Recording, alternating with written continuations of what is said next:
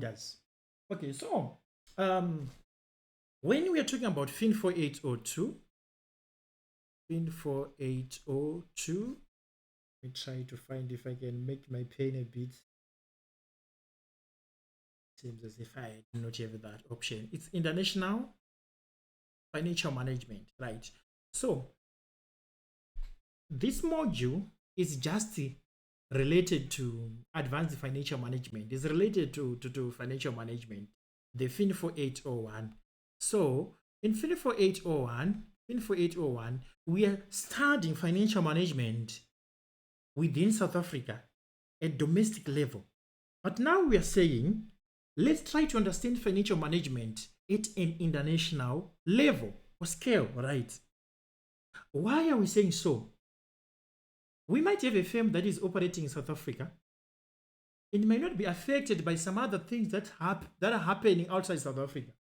But because of technology and the need to reduce cost buying raw materials outside South Africa, trying to reduce the cost of production, you'll find that most firms are connected to the international space, one way or the other.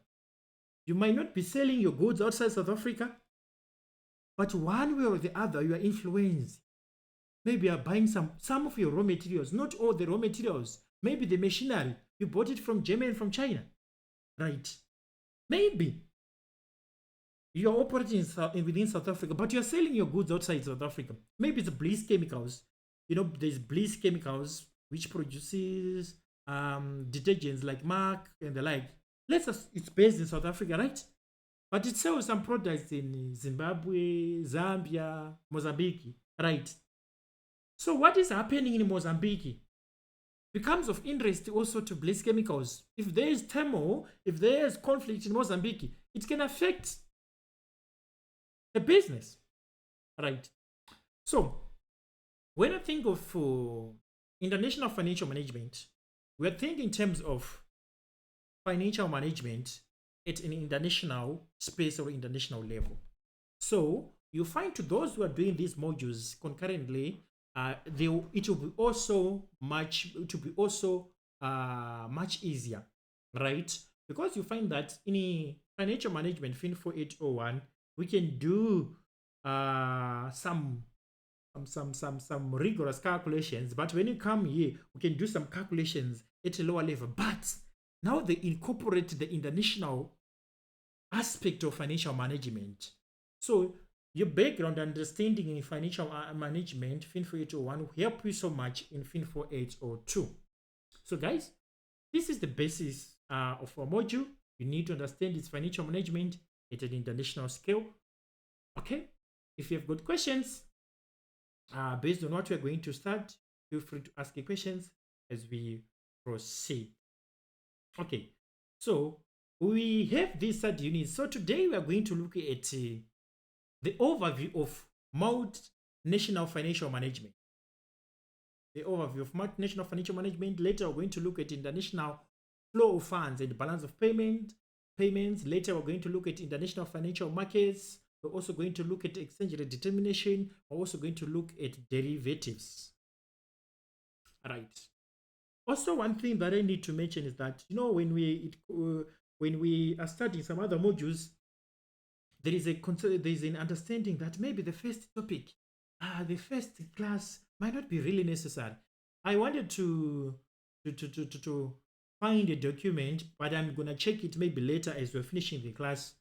Show you that the first class, what you're going to do today, it can come in the examination with 25 marks. What we're going to discuss today with the 25 marks, that's a lot. So when it comes to most of the modules that we're doing, we have to prioritize everything, right? Okay, we're going also to look at currency derivatives. We're going to look at forward contracts. We'll also talk about futures, but not much for this syllabus. We'll also talk about swaps. We'll also talk about options, right? But this is later. But today we want to understand the overview of the international financial management, right? let's just look at few things that we need to look at. I will not read everything. We need to understand to explain what is special about international finance. What is it special about international finance? Explain why multinational companies are important players in the international economic competition. Identify the main goal of multinational companies and the potential conflict with that goal. So you remember in FIN 4801, financial management, we also talked about the conflict, right? And the conflict that we're talking about is the conflict um, between management and shareholders.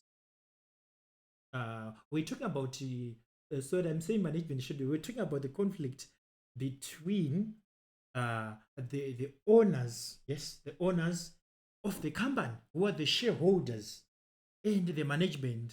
So it's the same thing, right? And the management, right? So you find that management are acting as agents for the principal, who are the shareholders.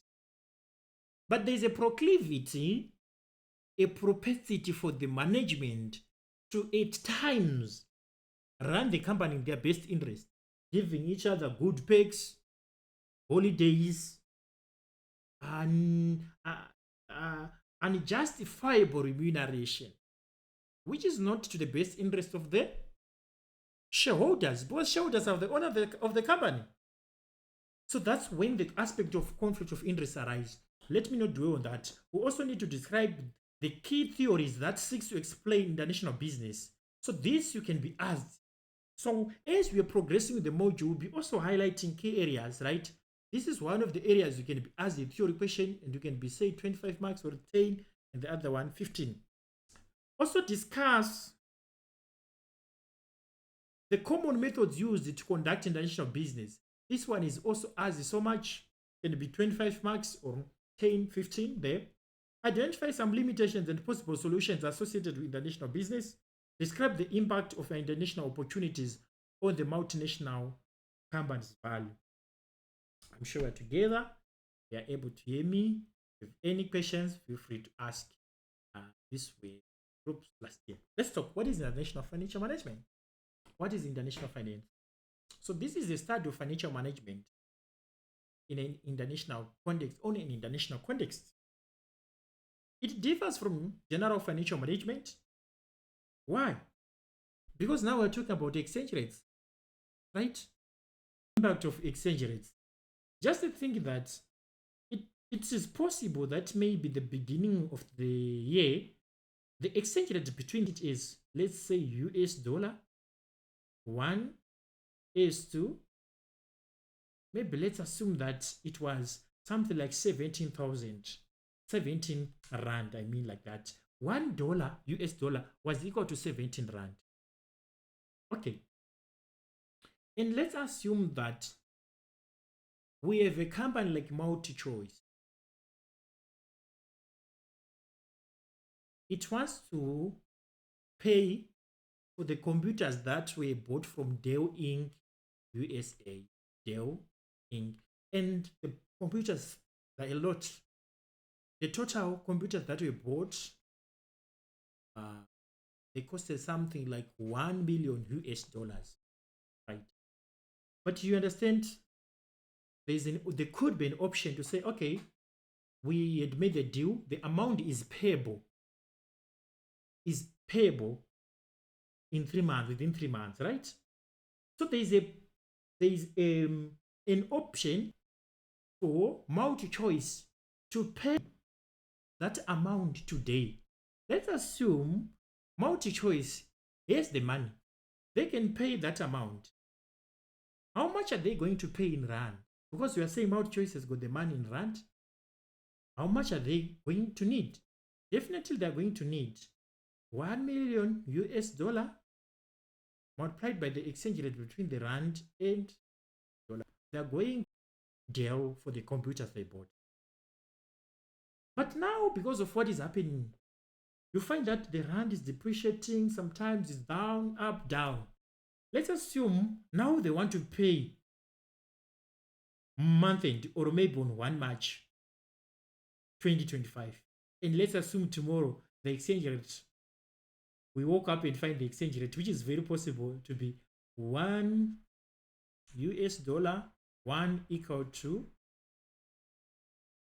18.5. Right. How much in terms of rand they will Inc.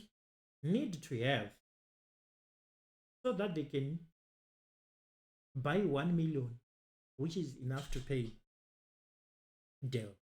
Multi-choice will need 18.5 multiplied by 1 million. So you see, at the end of the day, Dell multi-choice will spend 18,500,000. And the difference, are you following the example?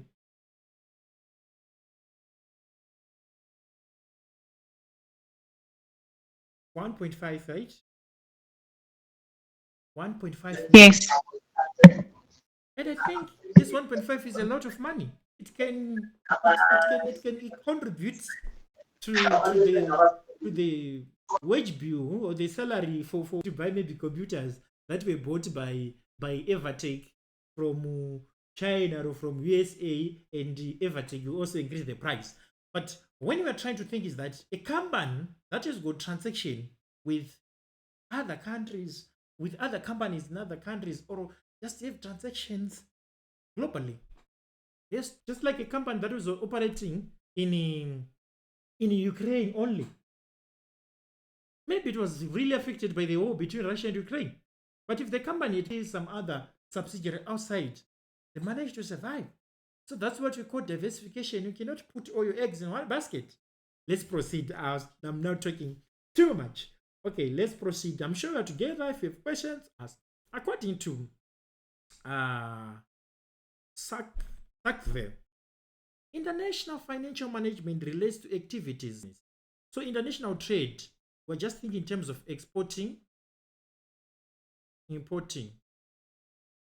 So you find that a company can be considered to be in the category of international business, international trade, right? By just exporting and importing, right? A company is in South Africa, but they're buying raw materials from China. A company is in South Africa, but they're selling products in Zimbabwe, Mozambique, Namibia.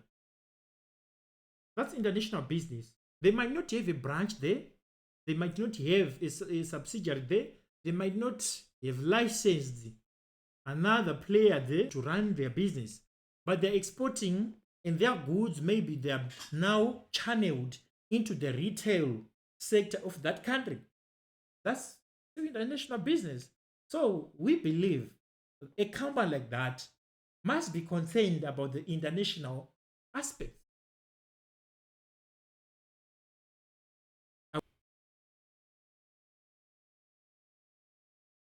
I'm sure what you get. Okay. Now let's talk about the emergence of international financial management. The emergence of international financial management. What really triggered and what really brought uh, this whole aspect of international financial management? The globalization of financial markets, right? You find that now financial markets are now intertwined and interconnected, right?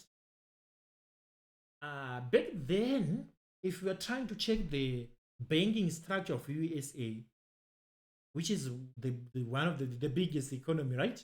If you check the banking structure of USA, you find that back then there were restrictions of banks to operate even in other states, like there are countries which use unitary governance and some other which use federal, right?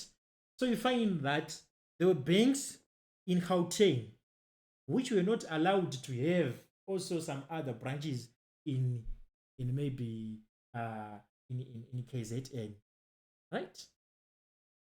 But because of time and innovation, right, and even the players within Gauteng, or maybe let's say I don't really I can quickly recall the states in USA, right?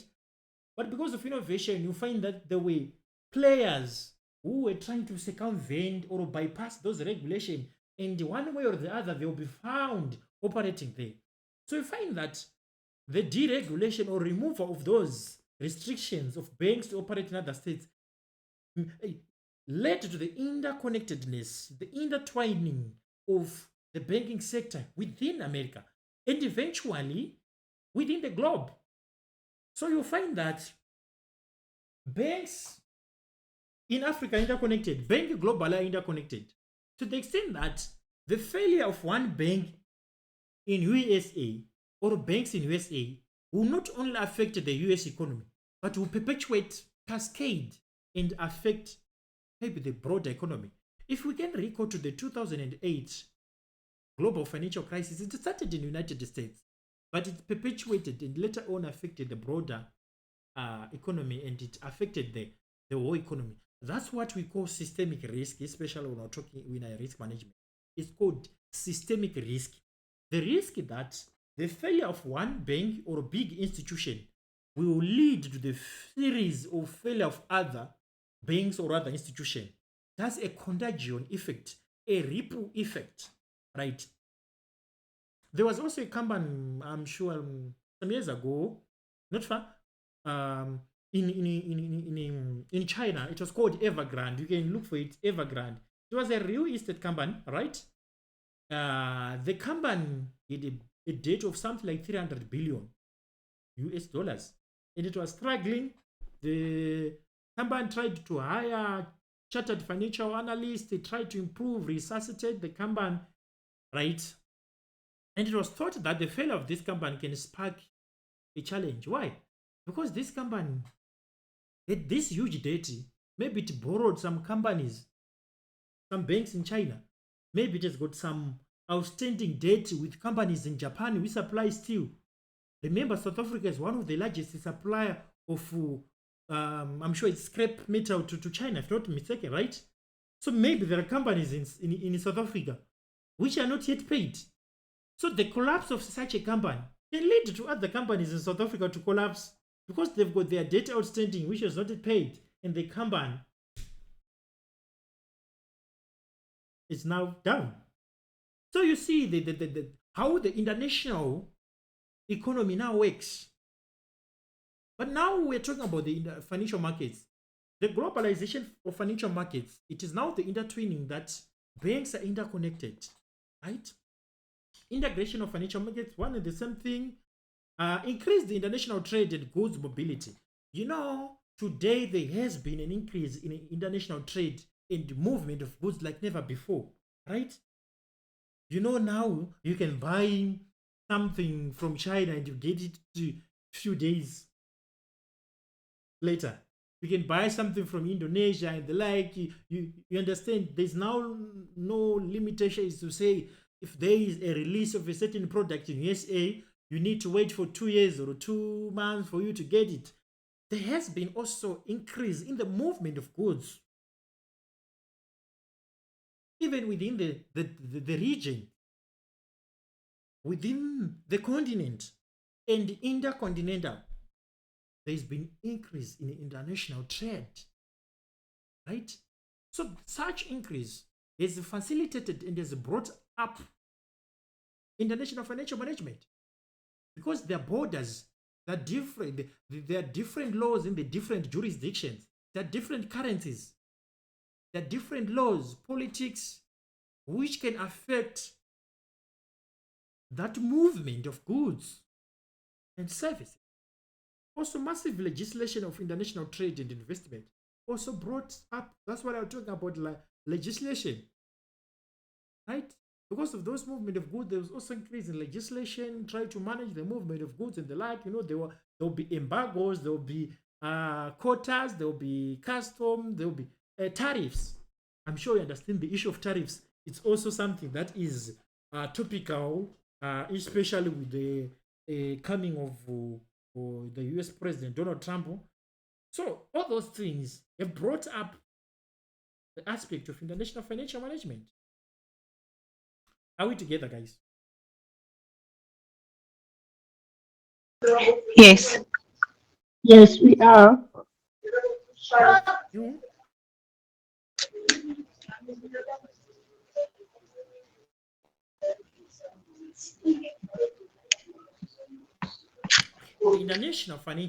International finance. So when we're talking about international finance, it is a subject which includes the management of international financial management or international finance. It is a subject which include the management of international financial transactions. We talked about the transactions, and we gave an example. The firm's assets, the firm liabilities. So you find that when you are talking about this, we need to have a broader mindset, right? Why? Because we can be a company based in South Africa, right? We sold our goods to a certain company in USA. The goods are worth 20,000. 20,000. Let me not say 20 million rand, right? And this is not on cash basis, they're payable in 3 months, right? As a company, we cannot just think to say, wow, we've got a 20 million that is going to be paid in 3 months. We need to think, as you are going to see later. Maybe now we might not understand everything. We need to find strategies to protect this 20 million because there might be movements in exchange rate, right? Or economic situations or inflation, which can affect the value for the 20 million. So we are going to see that as we proceed, right? We'll talk about hedging receivables, right? If you are receiving money from a certain country, we need to maximize the value of the money that we're going to receive. If you want to pay a certain company, maybe in 3 months, we need to find the best methods to reduce the amount that we're going to pay. Excuse. Okay. So if we want to pay a company in Botswana, maybe we want to pay them 1 million Botswana pula, and you are going to use the rand. We need to find how can we pay less in terms of rand. Maybe because of the exchange rate between the rand and the dollar and the pula is 1.26. It means maybe if we're going to pay today, we need 1,200,000 rand to pay 1 million Botswana pula. But are there no ways? Are there trying to check and play with the exchange rates? Is there no way we can pay 1,080,000 rand, which can be equivalent to buy 1 million Botswana pula, and we've saved something like 120, right? Are we together? Okay. Yes. Well, that's fine. So I saying every firm with an international stake, importing or exporting, needs to engage in international financial management. Well, let's talk about multinational companies and transnational companies. So we just also understand the types of the companies that are exposed to financial uh, to international financial risk that need to manage their business at international level. But I'm not saying these are just big companies that we know, but we have many companies here in South Africa, which or in Namibia, which are exposed to international financial risk. Multinational company, it is a company which have business operations in multiple countries. It operates beyond its home country or geographical boundaries. Right? For example, we can have our Toyota, Apple, Tata, Vodafone Group. Yeah, those examples. Then we have also transnational companies. A transnational company which operates business in different countries. Business in different countries. Transnational companies have different companies in many countries. You see the difference. A multinational company is a company which has business operations in multiple countries. We have ShopRite South Africa, we have Shoprite in, in Botswana, in Namibia, in Zimbabwe, in maybe Mozambique, in Angola, right? The same company, one name, right? It operates beyond its home country or geographical boundaries. Then we have transnational companies. It operates business in different countries. Transnational companies have different companies in many countries. So you can have different companies, maybe in China, you've got this company, you've got another company in Malaysia, in South Africa, in US. A transnational corporation is an enterprise that controls assets of other entities in economies other than its home country, usually by owning a certain equity capital stake. There is no centralization of decision making. Transnational companies do not have subsidiary companies. Each company sets goals and strategies to achieve them, right? Here with the example of Nestle, we're saying Nestle origin is Swiss. 91% of its total assets, 91% of its total assets, 98% of its sales, and 97% of its workforce are foreign based. Okay, that was just an example. But let's proceed. Let not of much interest. Let's proceed.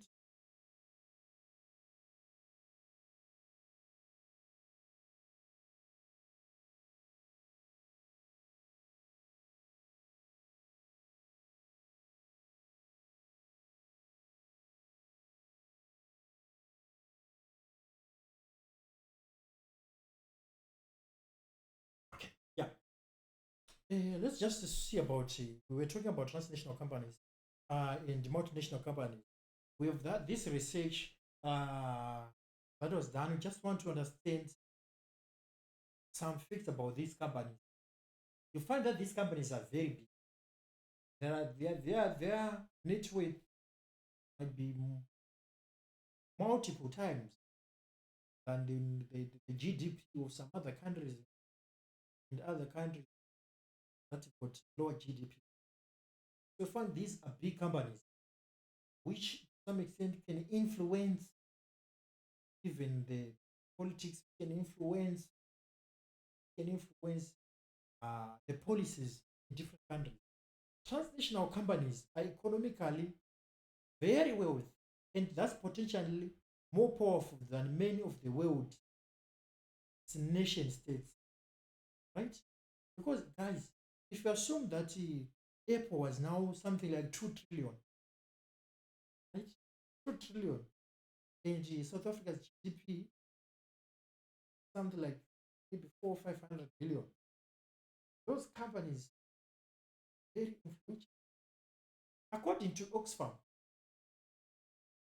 of the top of the top 100 revenue collectors in the world, top 100 revenue collectors in the world, 70 are corporations, and only 30 are countries or nations. For example,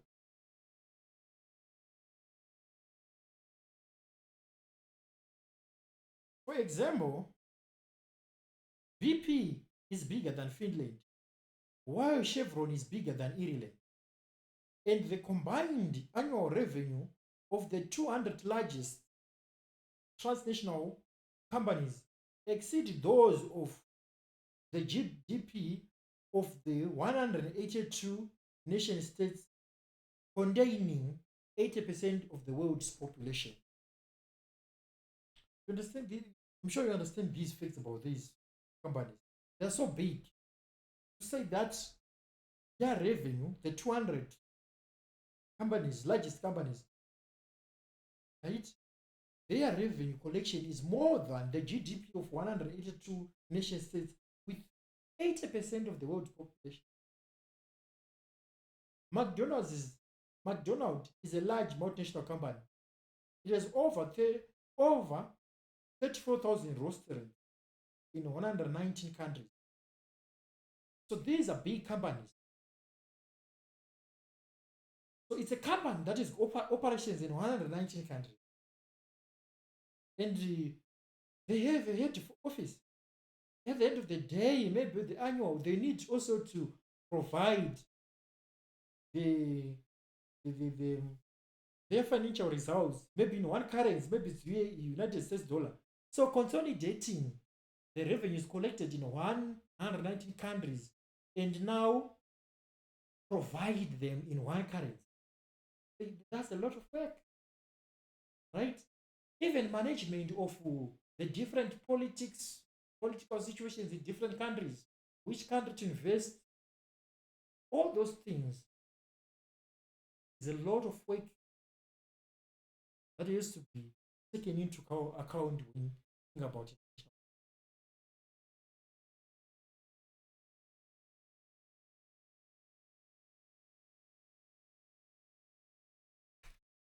I'm sure we're together. Multinational versus domestic firms. Let's see. Domestic firms operate within the confines of the home country. They have limited sources of finance depending on the domestic finance. So, operating in many countries have got several advantages.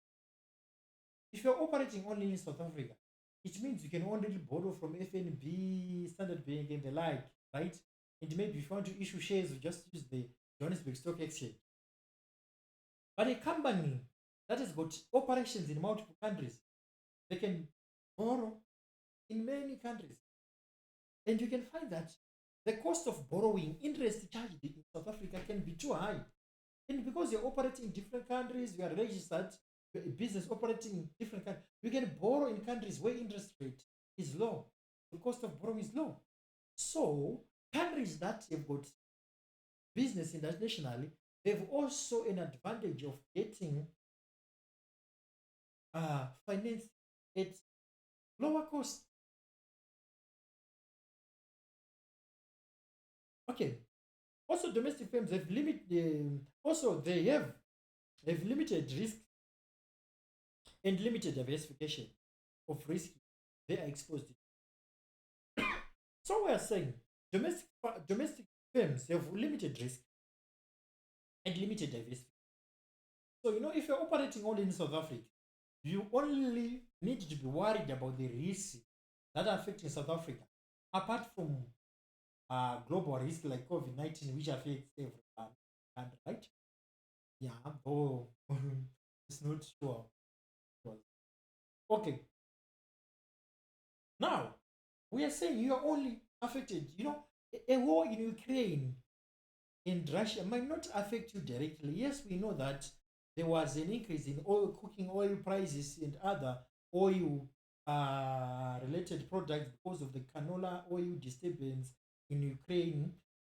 We had, but if you're operating locally, it means that you will not be affected that much by what is happening in other countries, right? So you've got limited risk, but also you've got limited diversification. Because if the economy of South Africa is not performing well, it means the whole of your business is not performing well.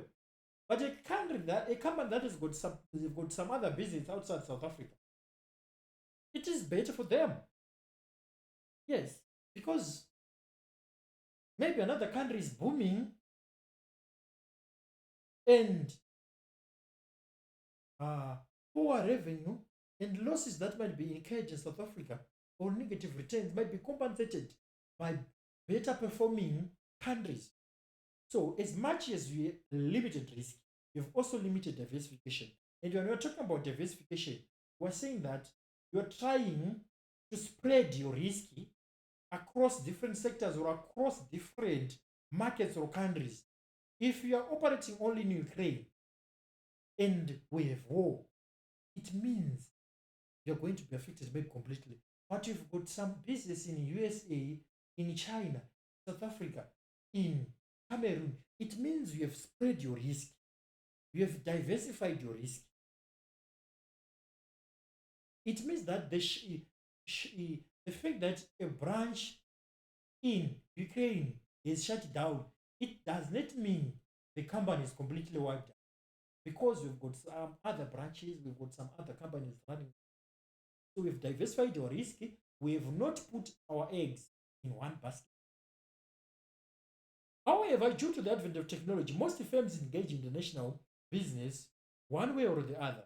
So, as we have said that today, it's difficult to have a company that is fully domestic. One way or the other, you will be exposed to these risks. These risks.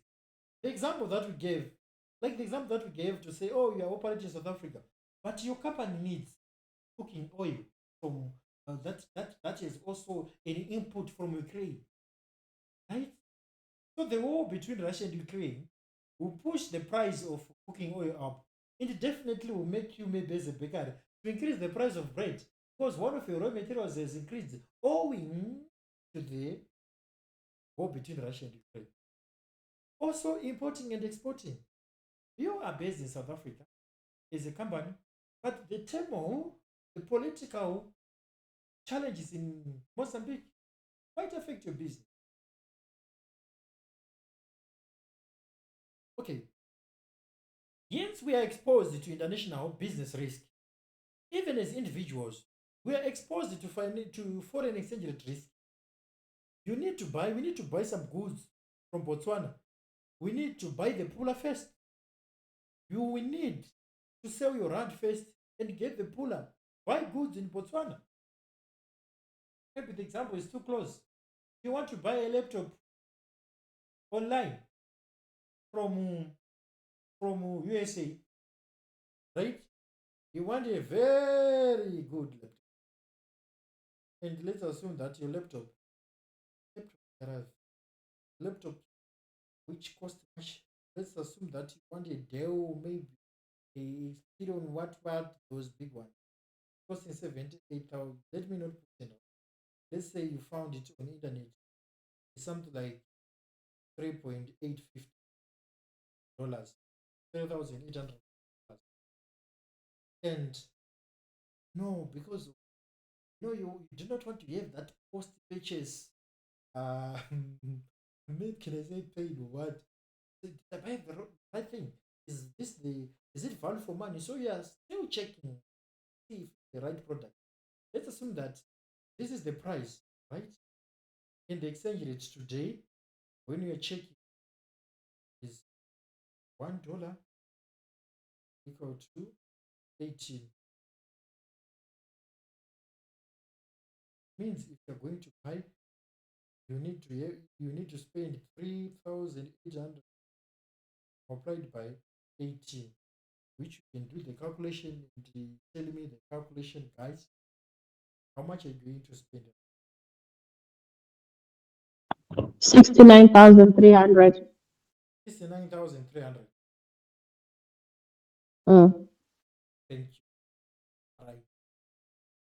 You are spending that amount. But because you are trying to check and maybe you spend the whole week asking your IT friends and the like, then you still just resort to the fact that I have to buy this and the price is the same. But now the exchange rate has changed. Now $1 is equal to 18.79. How much are you? You're going to spend 3,850 multiplied by 18.79. Can you do the calculation? How much are you going to spend by that? 72,300. It's what? 72,300. 72,000. 72341. Oh, wow.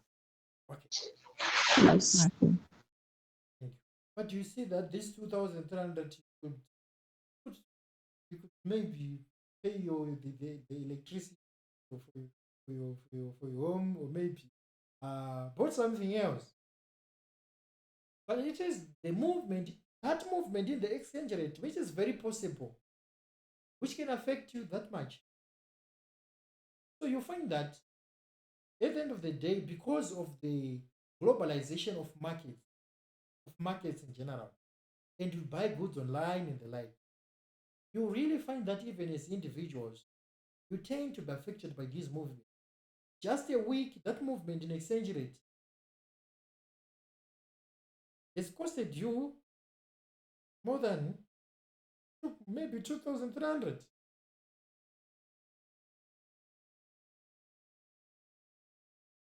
So you'll find that we need also to be wise, even as individuals, when we're making financial decisions, especially when we want to buy some things online and the like. It is also important to have an understanding of the exchange rate. No? Okay, let's proceed. I'm sure together.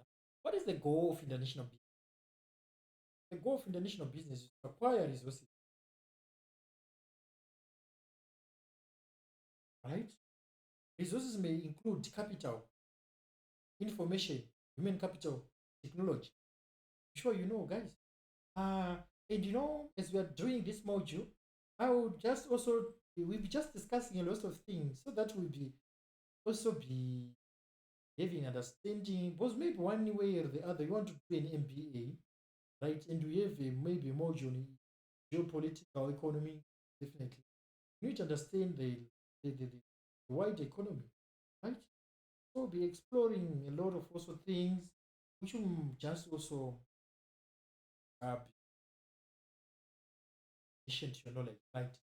So when I'm talking about acquiring resources, we said it could be capital, right? Like we say, when you are operating international, you can borrow cheap. Could be information, right? I heard that in India, India, I'm sure I'm correct. India, there is um, skilled programmers, cheap skilled programmers. The company can go and set up a company there so that they can tap into that resource, right? Human capital. Actually, I'm talking about human capital. Human capital could be information, right? A company can be also interested in going and setting up in an environment where there's information. Maybe let's think of Silicon Valley, or maybe because of the need to be connected to acquire a lot of information and maybe technology, you then go and choose to have business run somewhere. It could be technology, which I'm also talking about. Also, things related to Silicon Valley, right? Those can be the reason for international business acquiring resources. But let's not forget about the resources, general resources. The reason why maybe there'll be war in DRC. The reason why we find young girls and boys mining cobalt in DRC. We are still talking of some sorts of global political economics, right? You find that the top 10 billionaires in the world, maybe 7 or 8 of them, one way or the other, they're into technology business. And one way or the other, they need cobalt. Cobalt, right? And 90% of the world cobalt, memory says, comes from DRC. And who is mining that cobalt? Young girls and boys under deplorable conditions. But who bothers if you can go and buy your iPhone at a reasonable price because it's cheap, because one of the girls managed to get the cobalt at the cheap price. Who cares? The world of unfairness, and I'll also be interested in one of the modules related to social sciences discussing about these things, about fairness in the economy, like should we benefit at the expense of other ones,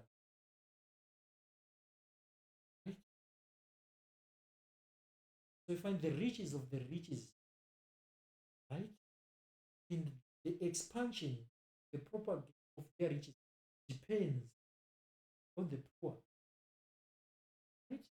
So you find some of the resources that we're talking about, these are the gold, these are your platinum, right? For example, I was seeing a video related to lithium. The European countries, most of the European countries, they're also eyeing the towards Zimbabwe. There's a mine. There was some discovery of lithium. There is a company called Zulu Mine. They're mining lithium and a lot of lithium, right?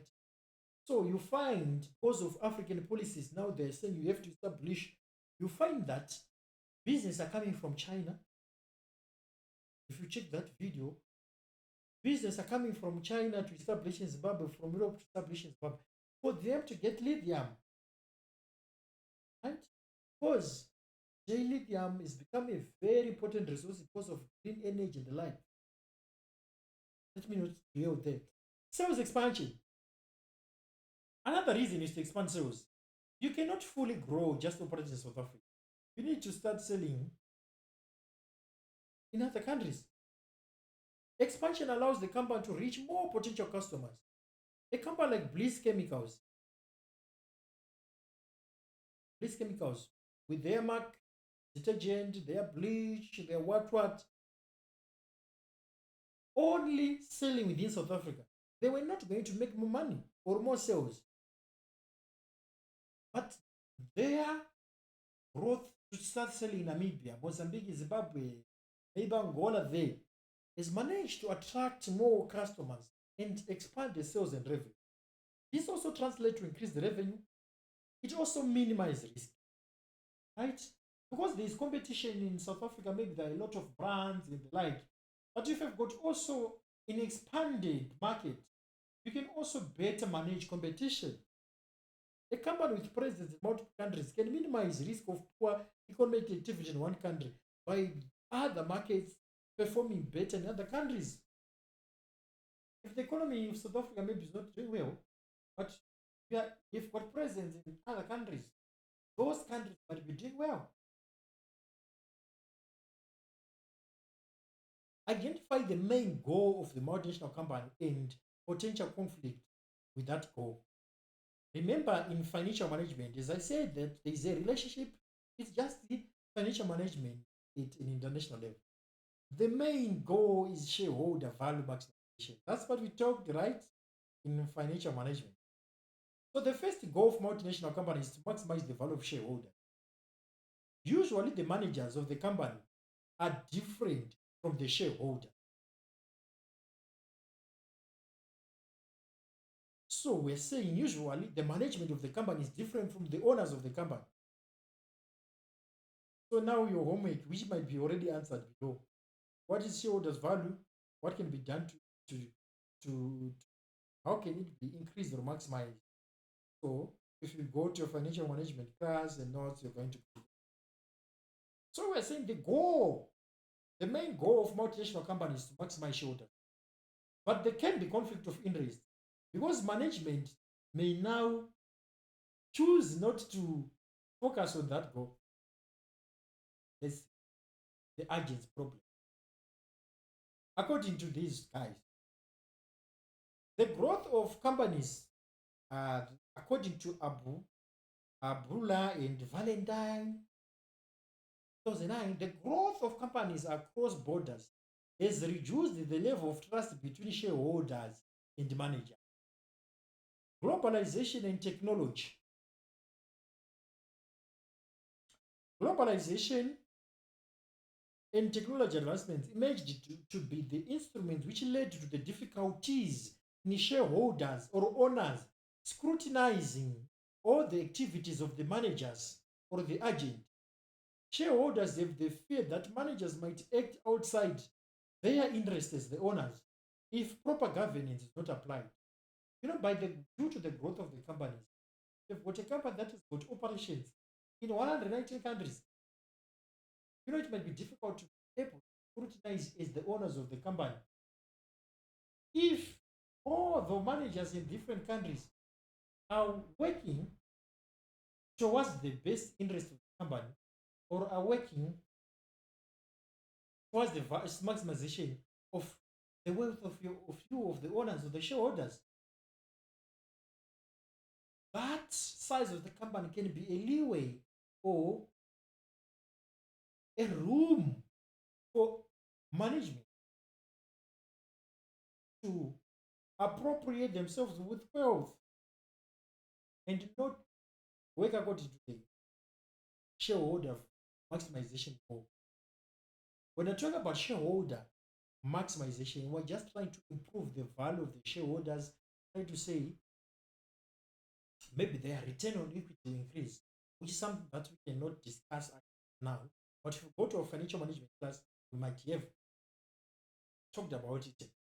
And we are going to talk about maybe much earlier in financial management. The advent of globalization has seen a sharp increase in the demand of corporate governance because of the evidence of power misuse by managers.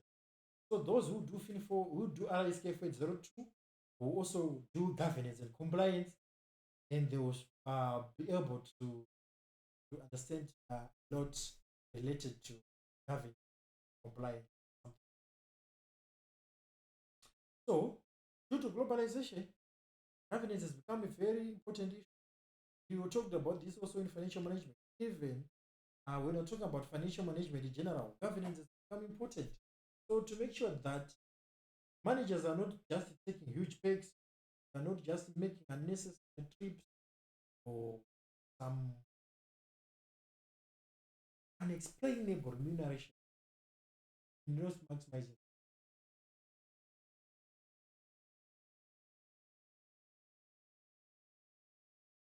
Okay. Agent cost. Let's talk about agent cost. The principal agent relationship involves one party, the principal, in this case the shareholders, delegating authority to another party, the agent, which in this case is the management, to carry out certain duties. The principal has to pay or, when necessary, indemnify the agent for the services rendered or expenses incurred, respectively.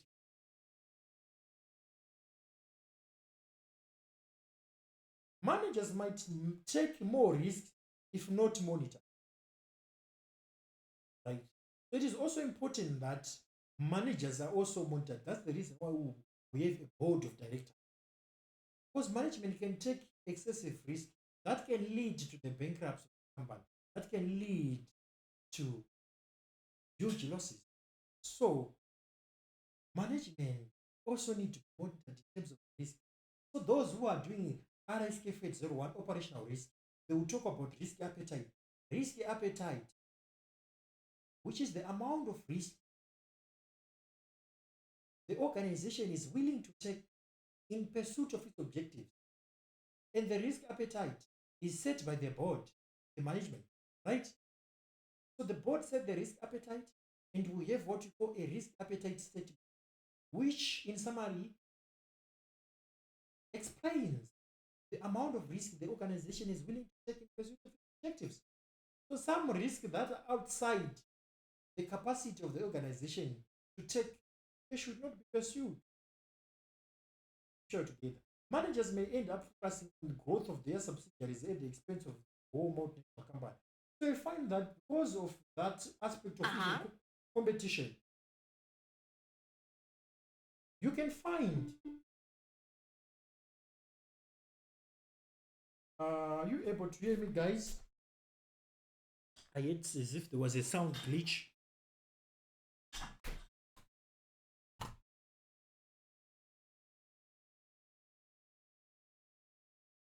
Are we still together, guys? Yes. Yes, we are. Well, that's fine. We're going to finish shortly so that you can get rest. It's first class. Okay. So we are saying, I'm forgetting what I was talking about. So you find a situation when there is competition between maybe different subsidiaries. To say maybe McDonald's SA, McDonald's Angola, McDonald's Australia. Every company needs to have the best profits. So instead of making sure that as much as we maximize shareholders' value, we need to manage risk.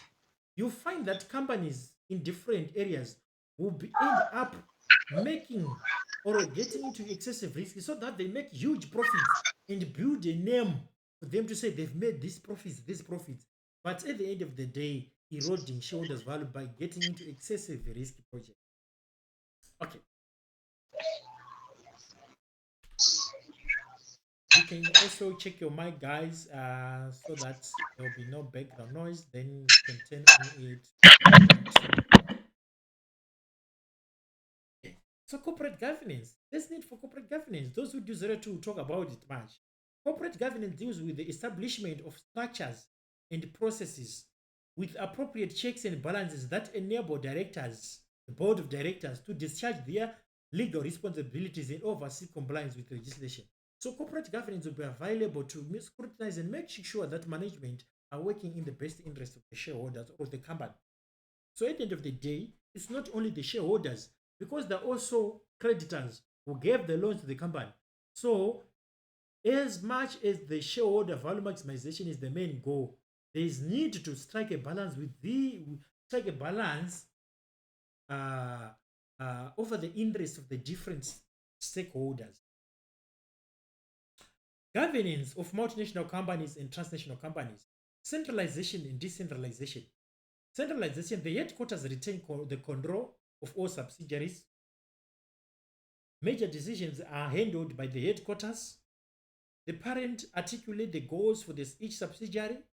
Under centralization, the parent focus on how the units can synergetically benefit from each other. So synergetically, we're saying that how units can help each other to have more value. If we're saying there is unit B, a branch A and branch B, how can they work together to improve the value of the whole company, not working in isolation or in silos? So it's not about I win, but we win as both, as all. Oversee all activities to make sure all units are in congruence with the parent goal. So the governance in centralization, we're trying to manage all the units so that they submit and they support the achievement of the headquarters or the parent company goals, not to work in isolation or have independent goals that are even divergent to the parent goals. Then we've got decentralized governance. Business sites have the room to make their decisions, which culminate to the parent decisions. Mostly transnational companies practice decentralization because the companies are different. In case of a decentralized management, multinational companies, subsidiaries may be tempted to structure their goals in a manner which do not tally with the parent. Competition between different subsidiaries in different countries, between companies, different companies, may end up leading to inefficiency. Okay, let's proceed. Justification of corporate governance. It's reduced agents' cost. Tally and bring subsidiaries towards shareholder value maximization, right? Instead of getting into excessive risky projects, it makes sure it allows management to make sure that they focus on the achievement of shareholder value maximization than maybe competing for best results and the like. Also helps managing cross-cultural business expansion, right? Because business are growing. You have a branch in India, a branch in Singapore, a branch in USA and the like, in South Africa. They're different cultures, right? And those cultures have got their beliefs, their morals, and beliefs are not similar. What you can consider good is bad to someone, what you consider bad, and we've got aspects of religion. So if we do not have proper governance and core ethics code and the like, you'll find that it can be difficult to operate in different countries or manage a cross-cultural business or team. But it is the presence of governance that can help to manage business growth in different countries. It also restricts managers in excessive risk taking that may affect shareholders' value.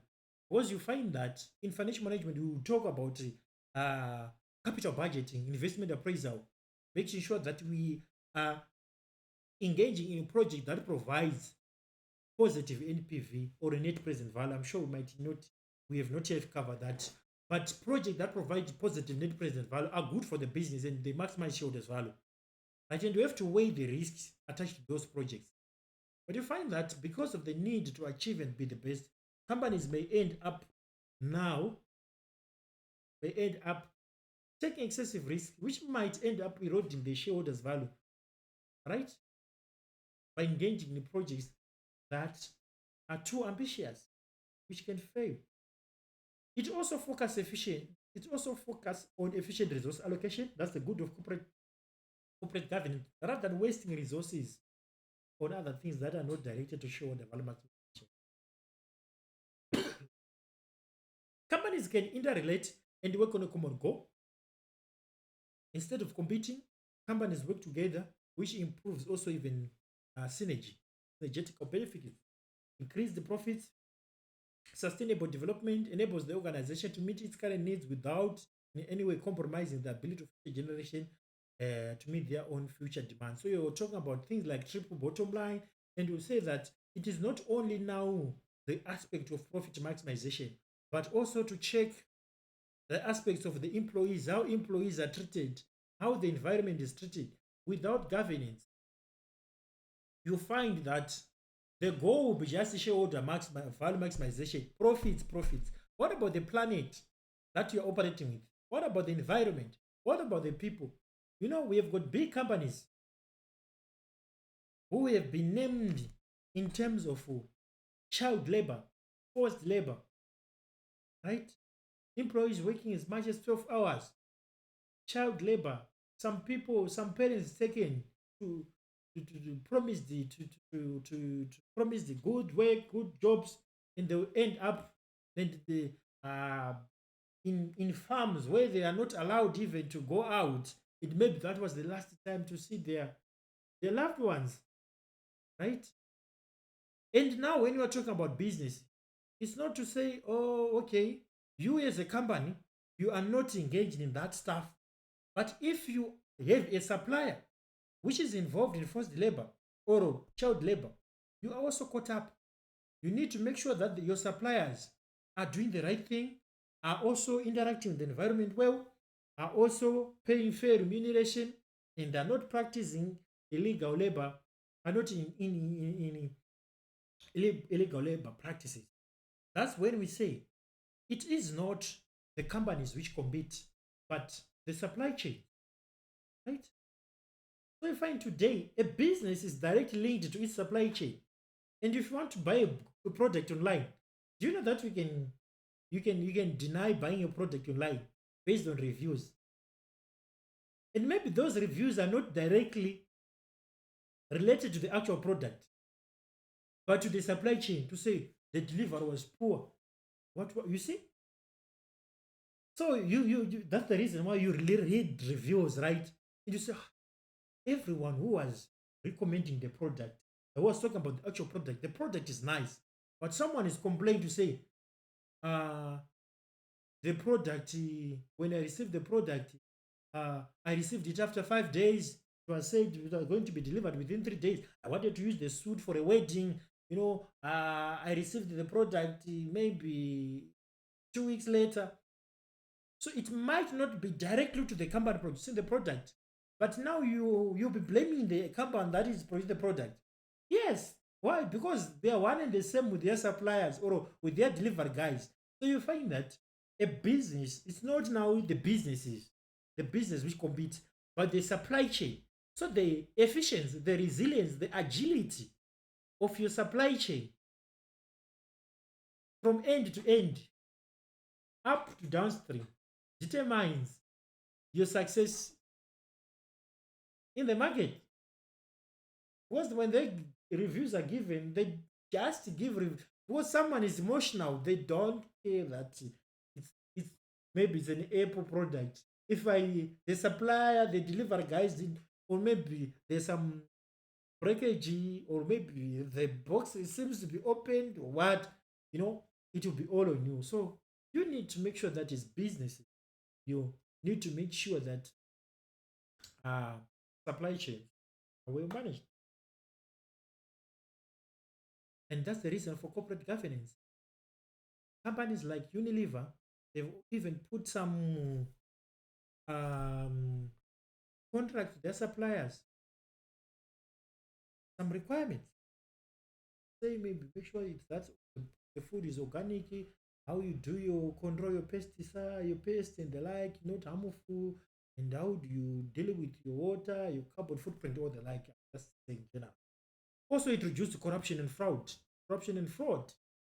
Right? Corruption, even when business deals are being made in different countries, we find management be involved in a lot of corruption and fraud. But when we have good corporate governance, we can eliminate all that. Okay, theories of business. Let me be fast here. We've got three theories of business here. We can have imperfect markets, product life cycle, and comparative advantage. Let's talk about them. We have the theory of comparative advantage. This is the classical theory, argue that a country or a firm should specialize, the comparative advantage should specialize in the products to which they confer a production or comparative advantage. So it's not like we all produce the same product. So we're saying, can you specialize in a product which you are better, which you produce best, right? South Africa can produce beef, Botswana can produce beef, but we can say now under comparative advantage, because Botswana is better than South Africa at producing beef, let Botswana produce. And because South Africa is better than Botswana at producing maize and corn, let South Africa produce corn. Let South Africa produce maize. And we do butter maybe. And we trade. Countries should specialize in production in which they have efficient production. Most developed countries have technological advantages, which give them advantage over other countries in capital intensive goods. Conversely, developing countries confer an advantage on labor intensive production. You find on labor intensive production. So you focus on that, they focus on capital intensive production. If countries can specialize in products they efficiently produce and engage in international trade, both parties can benefit. So when we're talking about comparative advantage, we're saying businesses or countries should specialize in the production of goods they are best at, they are efficient. What are we saying? We are saying yes, we can all produce beef, right? But Botswana produces beef better than South Africa. Is efficient. What are we saying? They can produce beef at a South Africa is efficient in producing grain than Botswana, which means they can produce grain with less effort, with less resources, or at lower cost than Botswana.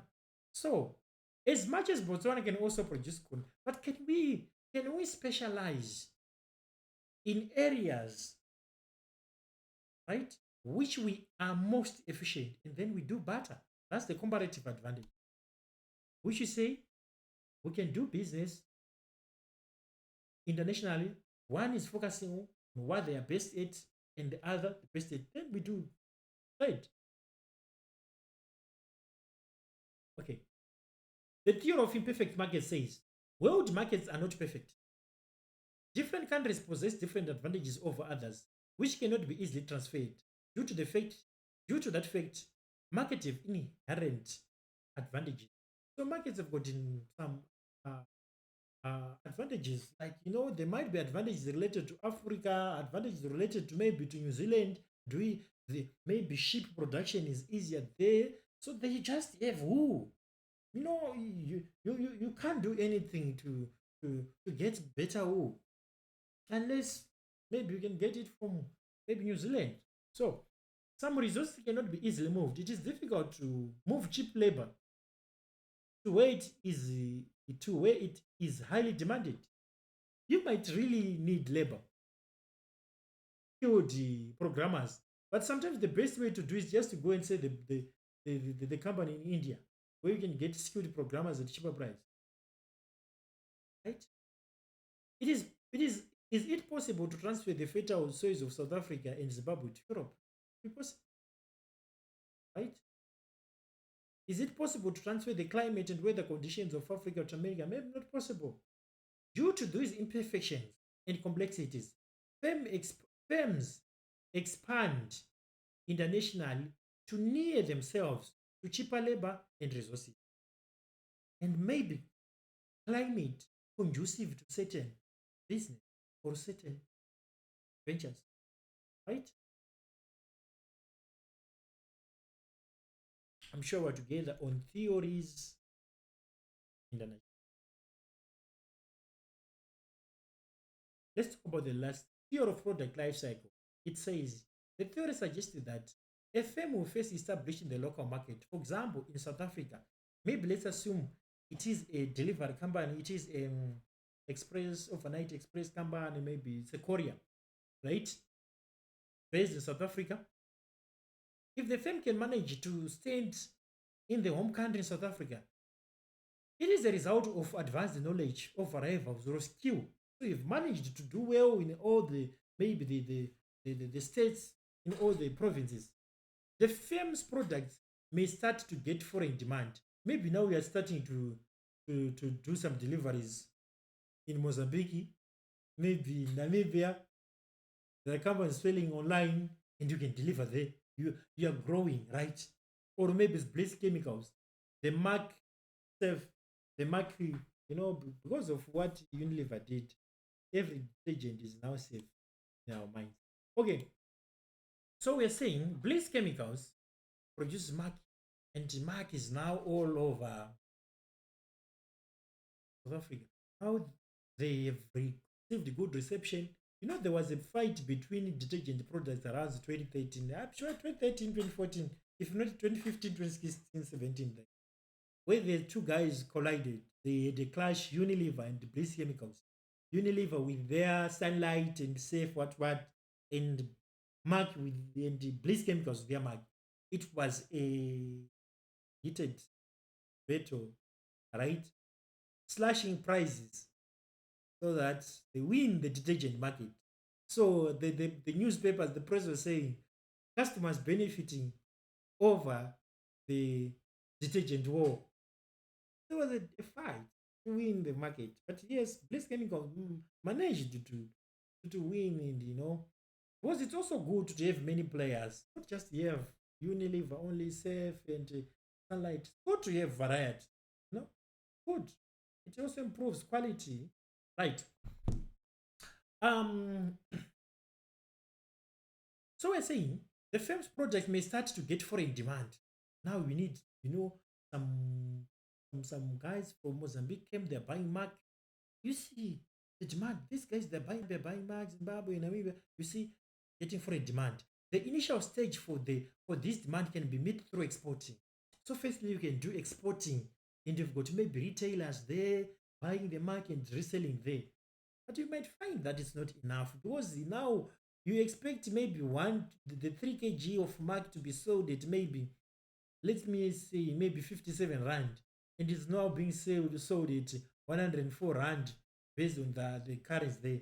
And people will not buy, say, this detergent is expensive, but it's because it's being abused outside there. So this is, so we're saying with the time, the firm will find it necessary to establish a foreign wing or subsidiary. This is to eliminate transportation costs, international trade complexities. Maybe your trucks are delayed at the border and the demand is high there. Customers are being disappointed, right? And other risks in the national trade and logistics, or even the risk of the retailers in the respective countries abusing the pricing, or maybe if a product will not be widely known because it's not being marketed fully by the retailers there. The firm may keep on expanding in different countries to safeguard future competition. Sure. I know we wanted to maybe finish this one, but what you're going to do, this was also asked as an exam question for the 2024 guys. I'm sure 2024 May or June, and even maybe January, February, to say what are the modes of international business entry. We assume we're based in South Africa. and you want to expand the business into other countries, what are we going to do? So what I'm going to do today, we are going to end here. Just to go and read about franchising as a form of internationalizing business, exporting and importing. We talked about that.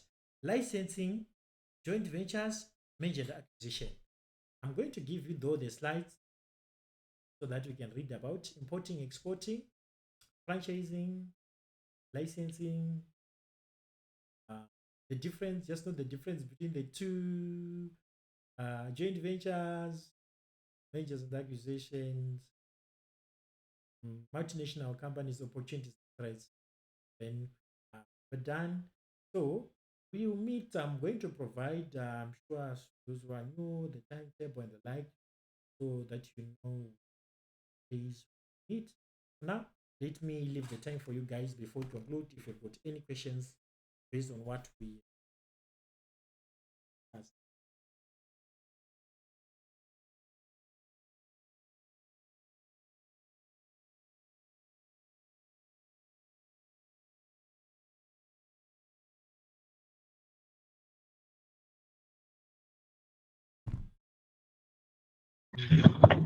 Good evening. Yes, good evening. Just a quick one. Where can we find the slides? Are you going to post it here? Yes, the slides, I'm going to post them in the group. We have a Telegram group, so we're going to post them in the Telegram group so that you can find. Okay. Yeah, in Telegram.